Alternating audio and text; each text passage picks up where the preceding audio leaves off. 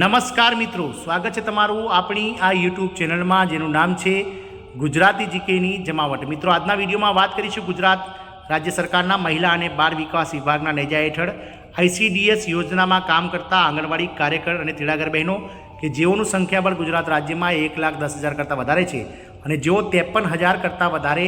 આંગણવાડી કેન્દ્રોનું જે છે તે મિત્રો સુવ્યવસ્થિત રીતે સંચાલન કરી રહ્યા છે, તેમના માટે ગતરોજ ગુજરાત રાજ્ય સરકાર મહિલા અને બાળ વિકાસ વિભાગ દ્વારા અતિ મહત્વનો લાભ આપતો એક પરિપત્ર બહાર પાડવામાં આવ્યો હતો। તો આજના વિડીયોમાં વિગતવાર જાણીએ કે મહિલા અને બાળ વિકાસ વિભાગ દ્વારા ICDS યોજનામાં કામ કરતા આંગણવાડી કાર્યકરો અને આંગણવાડી તેડાગર બહેનો માટે કયો મહત્વનો લાભ આપતો પરિપત્ર જે છે તે જાહેર કરાયો છે અને આ પરિપત્રની સંપૂર્ણ વિગત વિશે આજના વિડીયોમાં વિગતવાર ચર્ચા કરીએ। તો વિડીયોના અંત સુધી આપ બન્યા રહો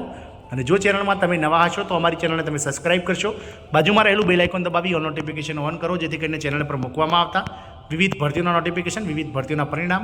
જીકેના વિડીયો અને સરકારી કર્મચારી પેન્શનર્સ યોજનાઓને લગતા પરિપત્રો તમને સરળતાથી ચેનલના માધ્યમથી ઉપલબ્ધ થઈ જાય। તો મિત્રો, ગુજરાત રાજ્ય મહિલા અને બાળ વિકાસ વિભાગનો ઠરાવ ક્રમાંક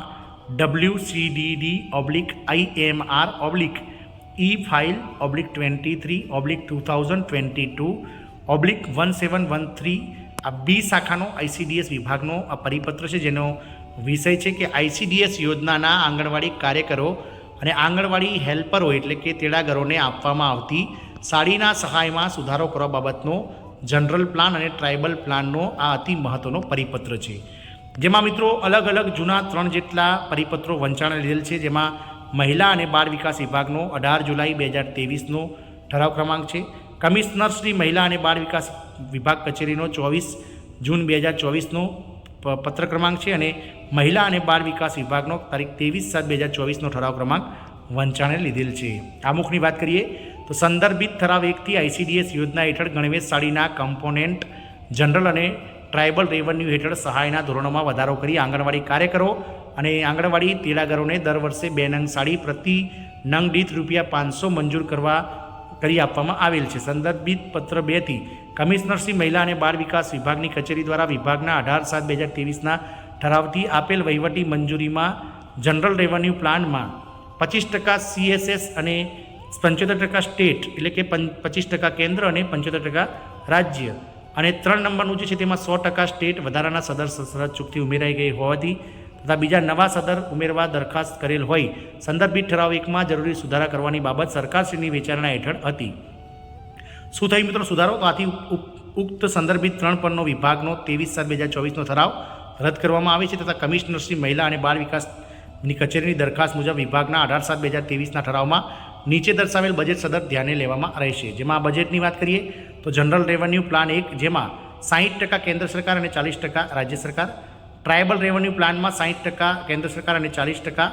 રાજ્ય સરકાર, અનુસૂચિત જાતિ રેવન્યુ પ્લાનમાં 60% કેન્દ્ર સરકાર અને 40% રાજ્ય સરકાર। આ સિવાયની વિભાગ તારીખ 18/7/2023ના ઠરાવની તમામ જોગવાઈઓ યથાવત રહેશે। આ ઠરાવ વિભાગની સરખા ક્રમાંકની ફાઇલ